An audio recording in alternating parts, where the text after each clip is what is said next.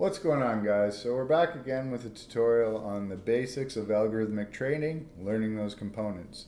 Last time we took a look at the machine learning side of things. We saw kind of how to calculate the error and that the error wasn't that great. We'll take a look at how to improve in that. But for now, what we're going to do is we're going to take a step back. We're going to learn the basics of the components, the process of bringing algorithmic trading to production from the theory. So the first thing we want to take a look at, as we just jump into it, is the actual trading approach from taking it to a theory to productionization. Very similar to developing an algorithm for software or for actual software engineering. So first we want to actually have a specific theory. So maybe the theory is like percentage changes for earnings calls and the stocks that are reporting earnings. Then we need to actually take that particular theory into an implementation on how to utilize it. And then the next section will actually take the actual components of that process and break them down so you can kind of understand what you need to think about in order to implement it. Then one of the most important parts, and the thing we'll kind of be looking at today the most, is how to simplify and do the backtesting in order to know whether it's worth the time to actually productionize your particular algorithm. So, what are kind of the components within that implementation or within that algorithmic trading that are important and that you need to know about? The first one is the trigger. The trigger is important because it's kind of where we start off, how we know when we're executing, in particular, even know what data might be coming in.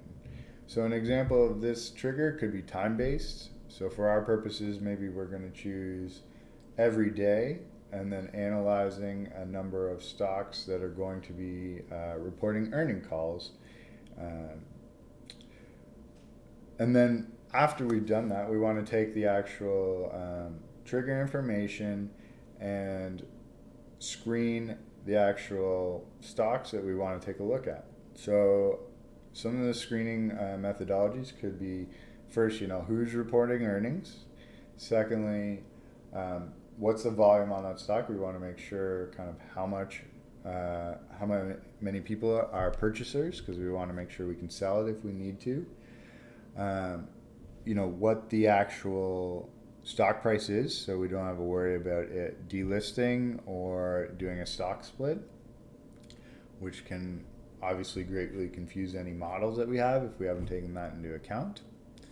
So once we've done kind of the preliminary screening, we want to do essentially a full analysis, and this could be like any type of analysis, whether based on fundamentals or technical.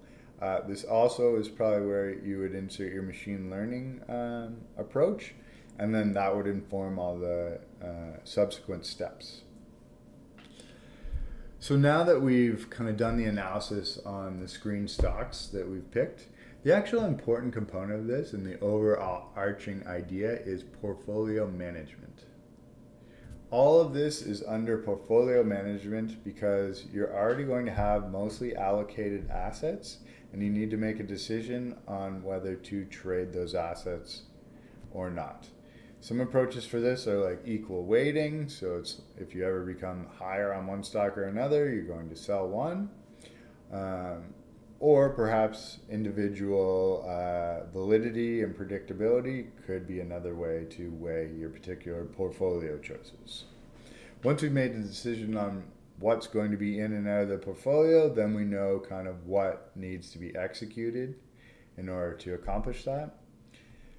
As we're actually making those trades, we're going to start and we're going to be monitoring it continually. Especially for predictions, we want to know that we're getting low error rates and that no new data is coming in. If new data is coming in, maybe we want to go back, redo the entire process, or at least redo the analysis step for those particular stocks and decide if the original assumptions still hold true. This monitoring portion I find is a very important component that I haven't seen very many people actually touching on. So, as we said before, within that entire process, the machine learning component is very important, and this is kind of an approach for actually training, monitoring, and executing those particular machine learning components. And we want to make sure that this approach, again, is the one that is monitored, because these are all just based on the information we have in the moment, and any one moment should be independent. So we want to make sure that we're monitoring, recalculating, and knowing whether changes are happening. Within this entire process, obviously, you want to ensure that you record the metrics so that you can know, first of all, where you're performing poorly, and then help inform you to give an idea of how you could improve this going forward. So, as always, I've included a repo with all of the stock information and the notebooks that you'll be able to play around with. I've tested it, and these should all be working properly. So we'll just go ahead and install that. Now, I've already installed it, so that's not a big deal. What we want to do, because we're using Colab, is make sure that the graphs get printed in line. So we're just making sure that Matplot is set to that. And then we're actually going to install the kind of the libraries we need, specifically for backtesting and gathering the information. So for our purposes, I've chosen BT. Backtester is one of them, Zipline, there's a couple others. And unfortunately, BT required an older version of Panda, so that's why this is here. So we'll just go ahead and install those libraries. That's just going to take a few minutes.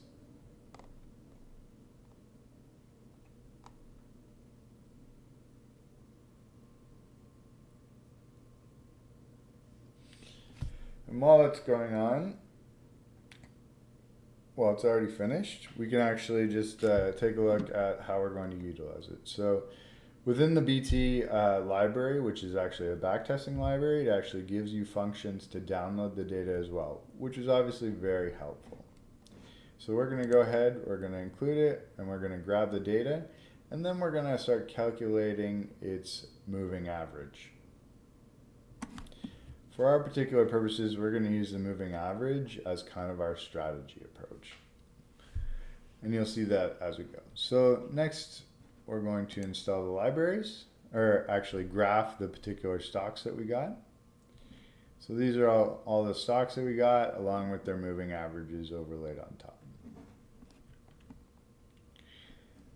The thing about moving averages is on, super volatile times, the averages are quite stale and not reflective of what's really happening in the moment. But it's a fine kind of basis for starting. So the next section is actually where we define the particular strategy in the code, and for our purposes, all we have to do is give it a true or false for those particular stocks. So we're just going to upload the code to make sure that it's available, and then within the BT library, we can see we've given it a name, and then this is the actual strategy definition. So first it goes into kind of our function, where it's comparing the data against the moving average to see kind of which is larger.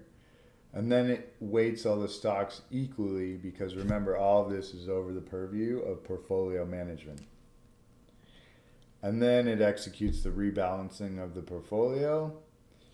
So for our particular instances, this is basically going to take our stocks, whenever the stocks go above the moving average, we can take a look at actually buying them. And we've just defined it as object functions, which means we can reuse it and do a lot of testing against it. So here's the actual definition of the strategy. Here's the actual testing setup, and here's us running the back test.